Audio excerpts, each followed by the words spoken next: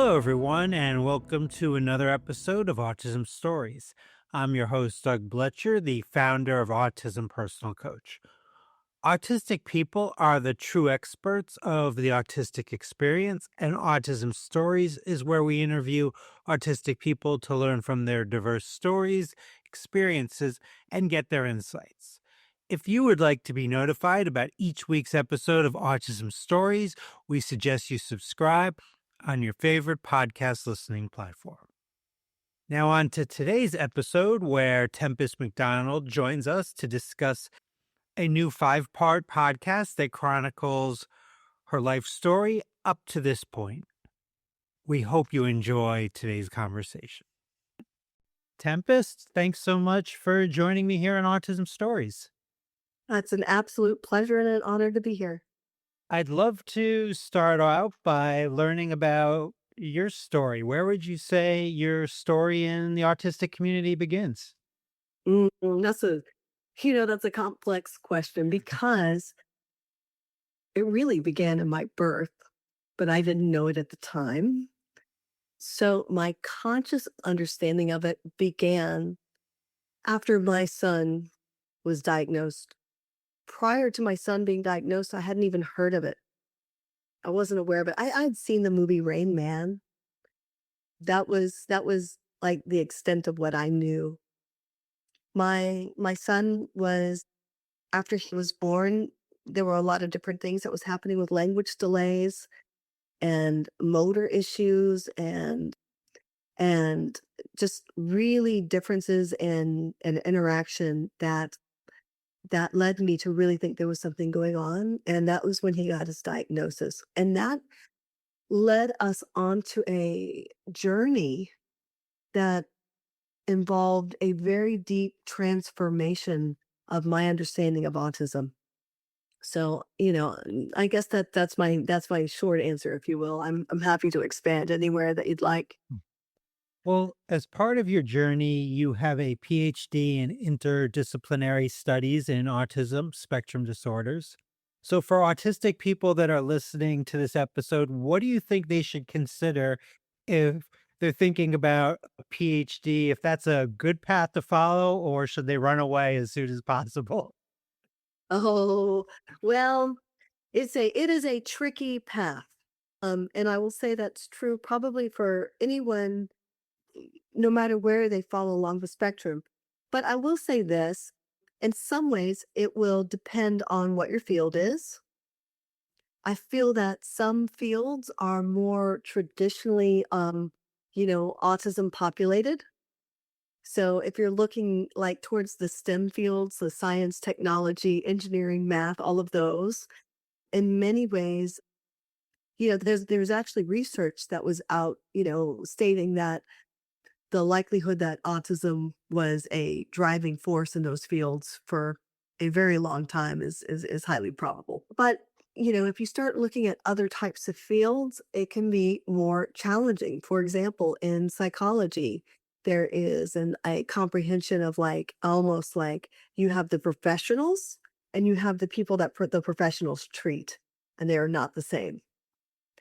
And so there are these dividing lines, and that's true for probably many of the soft sciences, right? So you're looking at like psychology, sociology, education, even things around disability, except for like disability studies.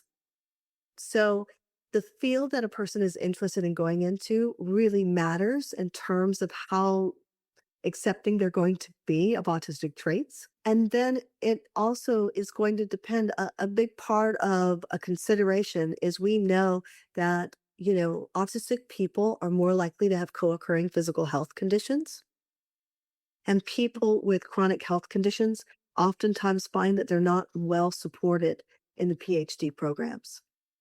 And so that's a really important consideration is making sure that you've got supports in place and that you are walking into an environment that's going to be flexible in ways that you need to be flexible. So sometimes that means not necessarily going along with the traditional timelines of going directly from, say, bachelor's to PhD or bachelor's, master's, PhD.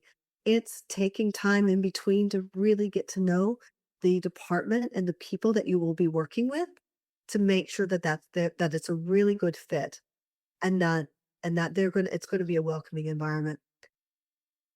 Otherwise, there are barriers. There's barriers to speaking up to power. There's barriers to being, there's politics along the way, and autistic individuals may have more challenges and need more support, more mentoring to be able to navigate those politics. So it's not an easy question to answer, right?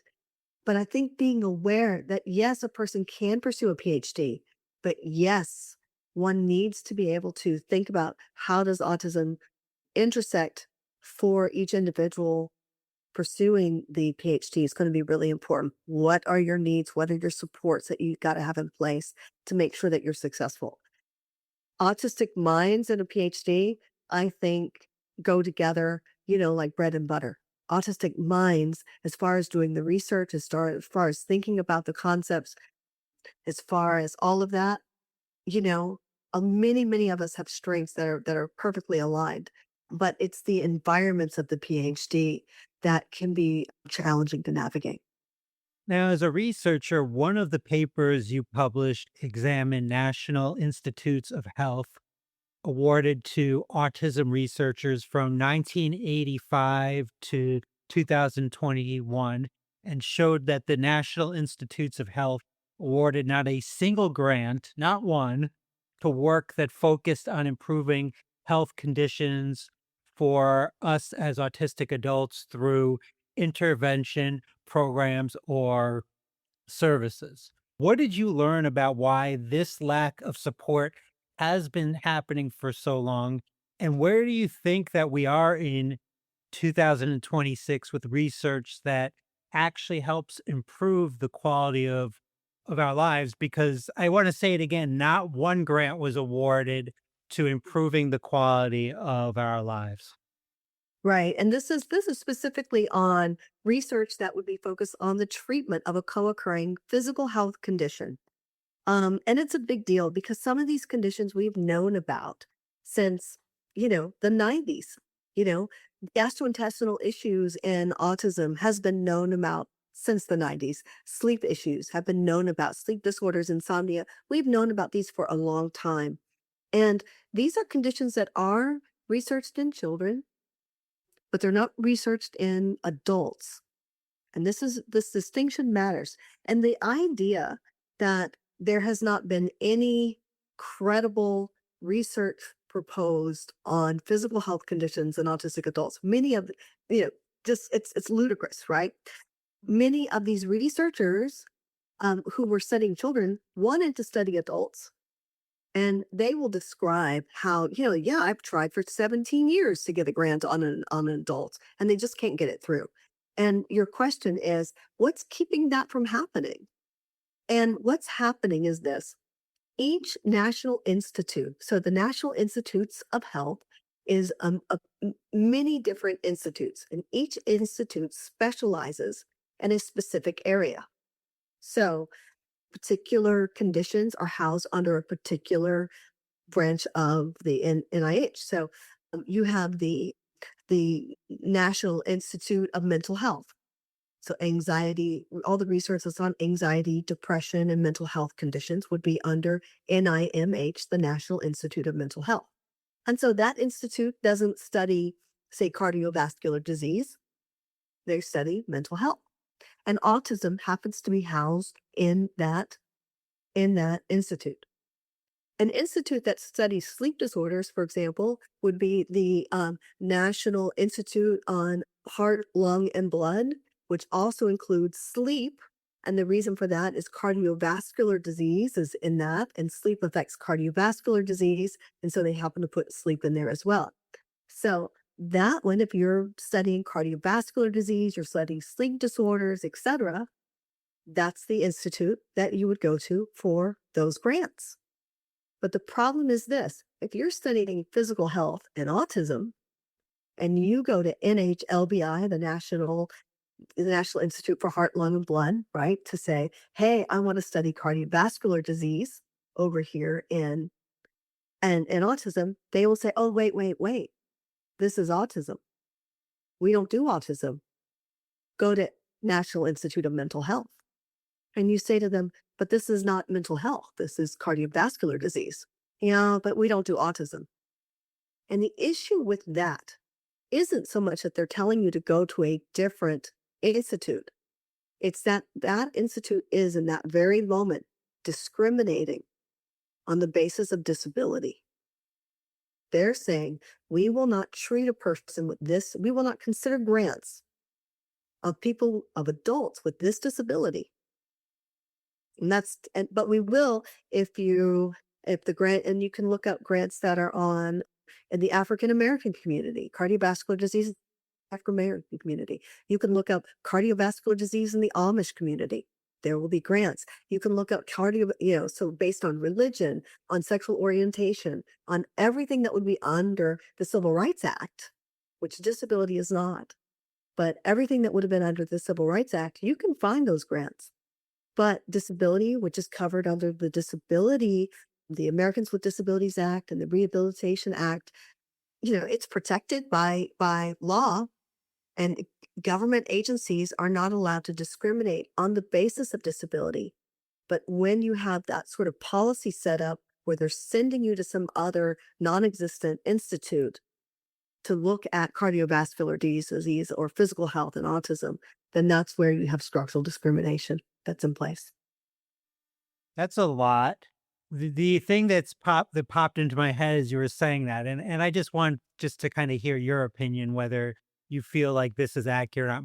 When I'm hearing that, as so well put, it sounds to me that our value as humans is not on the level of everyone else when we're talking about people with disability. Is that fair, or is there more involved into it? Is it more nuanced than that? The issue is that that institute doesn't think about that policy. They're not thinking about the consequences to autistic people. They're just saying, hey, autism is a disease, right? That's the concept. The concept is autism is a disease. Go over to this institute where we treat autism as a disease. And so then the question is, well, wait a minute, hold on a second. Let's say that that was true. And I'm not saying that autism is a disease, but let's assume that that was true. Even people with any condition under NIMH, right? Any person with a mental health condition can have health conditions, right? Sure. And so it is kind of saying that anybody from that institute does not warrant research on physical health. And there may be a very old reason for that. And the old reason is this: our National Institutes of Health have been trying to prevent mental health conditions. And a lot of that is trying to prevent the occurrence of those conditions. And so it used to be believed, for example, like schizophrenia, you have intellectual disability, autism, all of these. The idea would be if we can just prevent the occurrence of these conditions, Down syndrome would fit in that as well. If you can prevent the occurrence of these conditions, then there's no reason to think about physical health. So to your answer to your question, implicitly, it does mean that the value of those lives, is non-existent, that they do not have value to a society. That's what it's implicitly. But nobody's thinking that at the time. When they're doing all this research to prevent autism, they're not thinking, oh, these autistic adults who exist should not exist. They're thinking, oh, the burden on parents, oh, the burden on the school system, the cost every year. How do we meet the needs of these folks? It costs a lot of money. If only they didn't have this way of being, then we wouldn't have to. They think of it in terms of this, and which is why we use some pretty strong terms in the paper. When preparing to talk with you, I learned that you were at one point in your life a semi-professional pool player. which, considering my lack of motor skills and probably poor understanding of geometry, has never allowed me to be very good at this game. I'm interested in how your autism impacted you be in becoming a very good pool player. Yeah, I also have I'm also somebody who has co-occurring health conditions. I have multiple co-occurring health conditions, and one of those is Ehlers-Danlos. So certainly, I'm not athletic by any means. And I'm not saying that people with Ehlers-Danlos can't be athletic. I'm just saying that for me, everything twists and dislocates. So that was never a possibility for me. Fortunately, pool didn't require a lot of intense strain on my body, right? So that was good. What was useful for me though was the ability to focus for very, very long periods of time. I would go to the pool hall. I had several that had there was a ladies' hour or free pool on Sunday or whatever. And I knew all the places that were in town that I could go to get either extremely cheap or free pool. And then I would proceed to get on a table by myself and I would set up drills and I would drill for hours. Mm, People would watch and then people would get tired of watching. And by hours, I was known to drill for up to like 8 hours in a day. So if you do that enough times, you'll get pretty good. I don't care what you're doing. If you do that, you'll get good at it. So that was definitely an autistic trait. The other pieces of that is so one is that ability to focus. The other is really that object orientation, being very interested in how things on the object world really work together and really wanting to figure it out, solve it, and be focused in on it. That was a trait that I feel is an autism trait that really served me well. Another one that was important for me was systemizing, that whole part of trying to figure out how things work. People, when they look at pool, they think it's geometry, right? Especially like you think of bank shots, right? Like if you just hit it at this angle, it goes in. Well, if you play, you start to learn that actually it's physics. It's all physics. Because if you hit the shot hard, it makes the angle narrower. If you hit it very soft, it'll actually expand the angle. And that's not even counting if you use English, which is left and right spin on the ball. So you start having to really work out some very complex problems, but it's all done intuitively. It's not like you're sitting down with a pencil and paper and figuring out the math. You're having to train your body and your mind to intuitively figure out all of this physics and be able to do it shot after shot after shot after shot. I very much enjoy quantum physics, but I very much do not understand physics to a large degree. So that makes sense.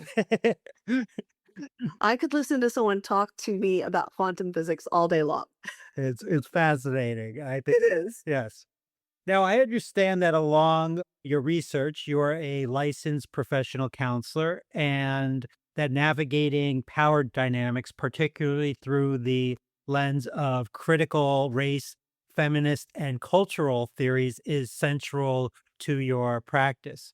With that in mind, what would you say autistic people should understand about power dynamics and how that awareness might benefit them? Yeah, that is an absolutely fantastic question. You know, uh, there. To, I was listening about how the Autism Self Advocacy Network is no longer has a seat at the table with the Interagency Autism Coordinating Committee. And that's a lot of words, but that agency, it determines, basically how the research dollars for autism, should be spent, for autism research should be spent. And, the very fact that the Autism Self Advocacy Network no longer has a seat at that table where powerful decisions are being made tells you a lot just from the very top about how autistic people do and do not have power. That is the self advocacy network is really a big part of our voice and making sure that autistic adults are heard and that our priorities are there. So from the very top, we are really struggling in power dynamics, but this trickles down to every part of our lives. It's taking place in the ability, having an autism diagnosis can discredit you and going to your healthcare setting and saying, I'm experiencing this, I'm experiencing that. If you start to say that you're autistic and I did all this research, they're like almost want to pat you on the head and say, oh, that's cute, right? Like that's your autism. Like, yeah, but that's all. I'm also a PhD. I'm also a scientist. But every autistic person who's doing the work, who's doing the research, shouldn't have to go and get a PhD to get some sort of respect for having expertise about what's happening with them and their knowledge, right? There's a power dynamic there. Another one that's also taking place is in jobs, right? If a person comes in and says, hey, these lights can activate my epilepsy, it's a little bit of a different experience than saying, "Hey, I'm autistic and these lights make it really hard for me to pay attention during this meeting." You know, what can we do about the fluorescence blinking, right? You get a different response because there's something somewhat discrediting about having an autism diagnosis. So just being able to explicitly talk about it can be problematic. And that's not counting. So that's, you have these issues that take place at work. You have issues that take place in education systems. You have issues that take place in relationships. You can go online and you can find groups where people are talking about relationships, and particularly in these cross neurotype relationships, where the person that believes that they're neurotypical will oftentimes scapegoat the neurodivergent partner, and basically it's all about how they need to change and how they need to like work on themselves, and they're really lacking these concepts that we associate with the double empathy problem. The double empathy problem is where we recognize that even though we may not be having the same experience, both experiences are valid and we're both lacking empathy for each other. So in a cross neurotype relationship, whether it's, somebody who feels that they're neurotypical with a neurodivergent person, or a person that's ADHD and a person that's autistic, right? You see a lot of these cross neurotypes. What can happen is they have a different perspective, and they're just having difficulty really having empathy for the other person's perspective. And that becomes a power dynamic, right? If somebody believes that they're neurotypical, they can sometimes feel like they're the ones that are on top and they're the ones that are correct. We see power dynamics taking place in the therapy setting, which I have clients who have come to me after years of being, you know, marginalized in a therapy setting, where essentially everything that they're describing as being autistic, that they're running into challenges in their interactions in the world, they're basically said to them, well, don't do that. Work harder on being a different type of person. And that's very, very, very challenging. Um, Power dynamics, they're unavoidable. And autism itself is discrediting. Many autistic people also have co-occurring health conditions. I keep coming back to that. And co-occurring health conditions are also puts you in a discredited place. It puts you in an economically disadvantaged place. And this economic disadvantage itself becomes part of the power dynamic.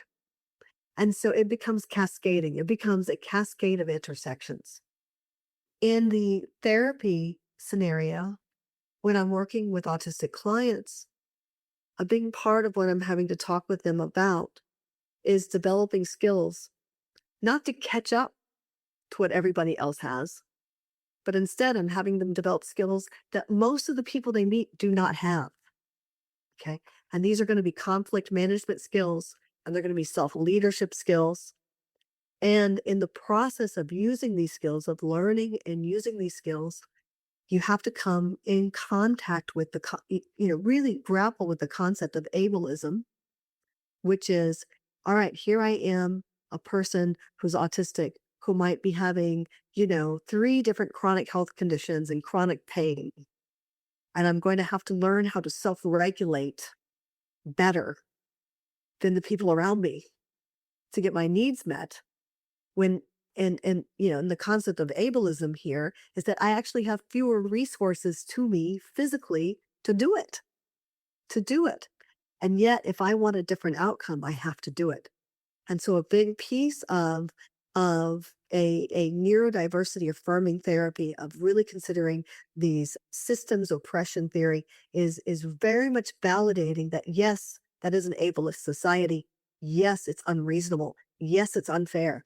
All of these things are absolutely true. And yet we still want different outcomes. And so, we have to have self-compassion and self-forgiveness. We have to we have to work through anger that we have about systems. We have to work through anger that we have about the people that we're interacting with who are struggling on their end of the double empathy problem, right? They're struggling with empathizing and understanding the needs, and it has to be negotiated. So really helping people understand how to do those negotiations while still being able to acknowledge and really honor their authentic selves is a big part of the challenge.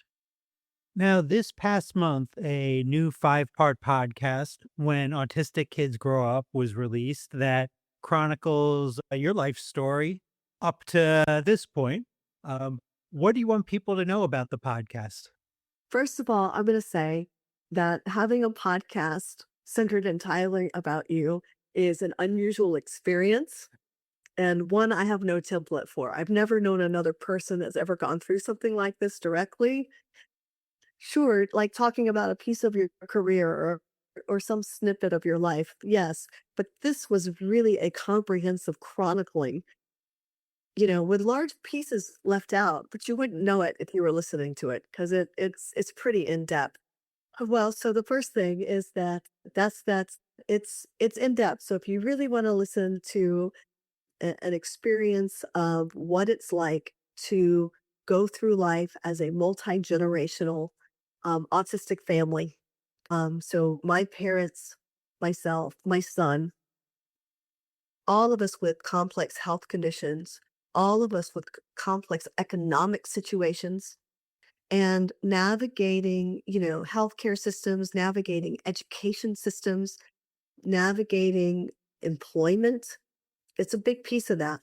And I think what's interesting about it also is that I didn't fit the common profile of somebody who would be getting a PhD, right? Someone from my background would not typically go on to get a PhD. I was a high school dropout. I was an autistic high school dropout. And I was homeless for a good period of time. And, someone from that background would not go and get a PhD. And I wouldn't have. I would not have. I don't know what would have happened to me if I had not had my son. I'm not sure what would have happened to me. Sometimes I think that my son probably saved my life, right? Just by having another person there that I had to say everything has to change, right? Everything has to change. And I don't mean everything had to change just about my own life. I mean everything had to change or he is not going to make it, right? So I was changing school systems. My son was the first student at his school to be simultaneously in the special education class and in the talented and gifted class, right? It hadn't, they just didn't, you were to moderate class. It was hard to get into the general setting, much less into the gifted setting, and part of it was, teaching him on my own. Part of it was struggling through school systems. That's podcast. But other things that are, I mean, like, there's no way to put everything in the podcast. It's not. But what I really want people to know about it is that when I showed up in in academia, I went there with how are people like my son going to survive and thrive? And in the process, I learned, wait a minute, the question's actually, how are people like my son and me and my parents going to survive and thrive? Because when he was going through it, this concept of an autistic adult wasn't even on people's mind. The only autistic adult that people knew about was Rain Man. Generally speaking, they were all children. Everything was about children, and it's still mostly about children, right? this concept. We now have tons of TV shows about people doing all kinds of amazing things and this and that are autistic and lovely. I'm not against things, but it's really not showing what most autistic people are experiencing, the day-to-day marginalization that doesn't even allow for the for people to utilize ways that they do have talents, they have natural ways of being that come easier to them than maybe another person. You don't even get to see it because they're so busy being marginalized that their entire way of being has become defenses defenses to that marginalization. It's become meltdowns, it's become panic attacks, it's become struggling from their perspective with executive functioning. It's living in a way that's unsupported, right? And that a lot of people go through that. So you don't really get that many people who are autistic coming through academia, and you're not really getting a lot of people who have come from marginalized backgrounds coming at academia. So when I got there, I'm asking questions and saying things that no one else was asking. I'm looking at the grant system and I'm trying to do research. Instead of following in the footsteps of a researcher that had come before me, I'm trying to do cutting edge research, which was physical health and autism. But it never should have been cutting edge. That research should have been done for the last 30 years, right? Easily the last 30 years. It shouldn't have been cutting edge. So then I'm like, well, I was being told over and over again, if you just work harder on your ability to write the grants, and I'm having to explain my ability is not the problem. The problem is you can't find a home. And then you know what they told me? They told me change your research topic or change your population. Like I won't be changing the population. I am life committed to this population. I may also study other populations, but I'm committed to this one. So I'm not changing that.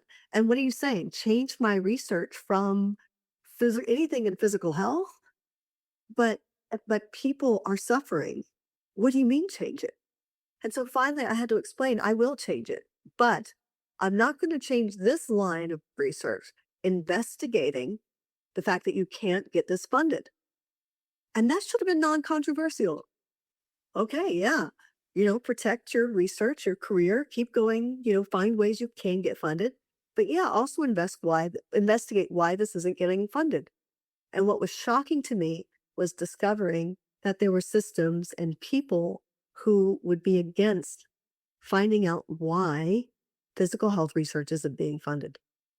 That they would be against just using the NIH's reporter, their very own transparency tool, to look at what's getting funded, what's not getting funded, show the actual data of the funding patterns, and describe the policies and practices that are leading to this lack of research getting funded. It should have been non-controversial. And yet there were people that were so upset at the very idea of sort of rocking this boat. And somehow, what was getting lost is if we don't rock this boat, then people are getting sick and people are dying. So it's absolutely 100% vital that it be done.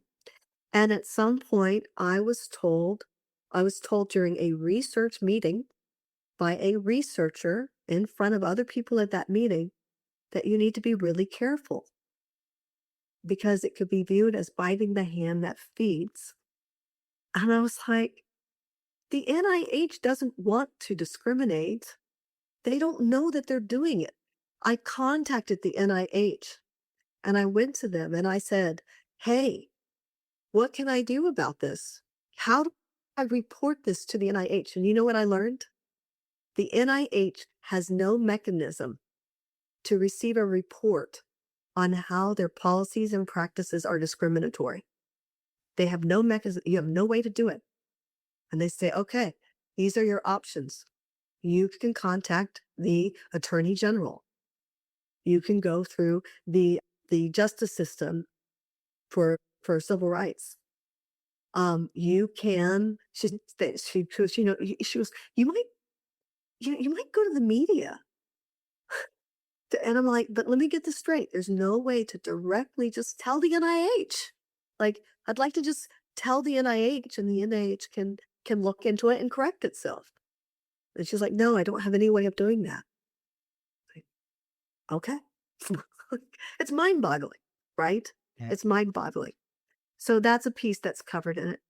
There's another thing that's covered in the podcast, but not to a great degree. So, like I said, I mentioned that the institution that I was at didn't want me talking about the discrimination. I was looking at structural discrimination. They didn't want me looking at that. They didn't want me talking about it. They didn't want me referring to it. I was told several times not to use that type of word and other words.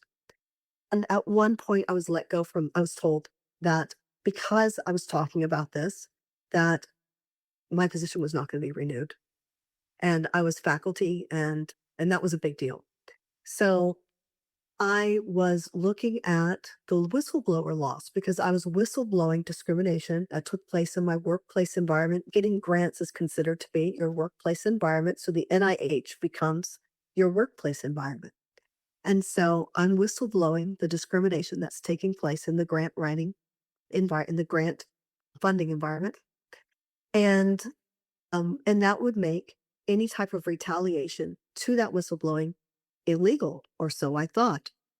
It ends up that if I had been doing this under any of the other protected classes under the Civil Rights Act, and that would be religion, that would be race, that would be national origin, that would be, sexual orientation, any of that, then that would have been against the law to retaliate. But because this was under disability, disability laws do not cover that type of whistleblowing. And so people with disabilities do not have the same, as a population, they don't have the same whistleblowing protections as the other protected classes. And that's actual discrimination in the law. That's a big deal. I had this law at this legal agency, and they were excited about the case. And at the last minute, they were like, "It's not against the law." If it had been with if you had been whistleblowing on the same exact thing, but it was like African Americans, or it would be a, a national origin or something like that, then no problem. But it wasn't against the law. And so I went to the Associated University Centers for Disability because they do a lot of policy work, and I did a whole talk on this hole in the law in Washington D.C. It's another piece. It's sort of covered in the podcast, not quite. This is a broader still part of that story, is that the disability laws don't cover the whistleblowing. And how can our listeners learn about you and listen to the When Autistic Kids Grow Up podcast? Yeah. So that podcast is, at the transmitter. So you can go to the transmitter.org, and it is called When Autistic Kids Grow Up. And they have all 5 chapters there, but you can also find it pretty much anywhere that you get your podcasts. So Spotify, Apple, whatever, wherever you listen to your podcasts, you'll be able to find it there. Tempest, thanks so much for joining me today. It was a wonderful conversation. It was a pleasure. Thank you. Thanks so much to Tempest for the conversation. To learn more about Tempest, please check out the link in the podcast description for this episode. We always love hearing from you and would especially love to hear from you after listening to this episode on how can autistic people acknowledge the systems are ableist and unfair while still developing the skills needed to pursue better outcomes. Did you know Autism Personal Coach provides support by autistics for autistics? We empower autistic adults and teens to be the best version of their authentic selves through customized life coaching. We also support parents and partners of autistic people by providing insights and guidance to bridge communication gaps and nurture mutual understanding. So please visit autismpersonalcoach.com to begin your experience of judgment-free coaching rooted in empathy, expertise, and respect for autistic identity. Until next time, I'm Doug Bletcher of Autism Personal Coach. Talk to you then.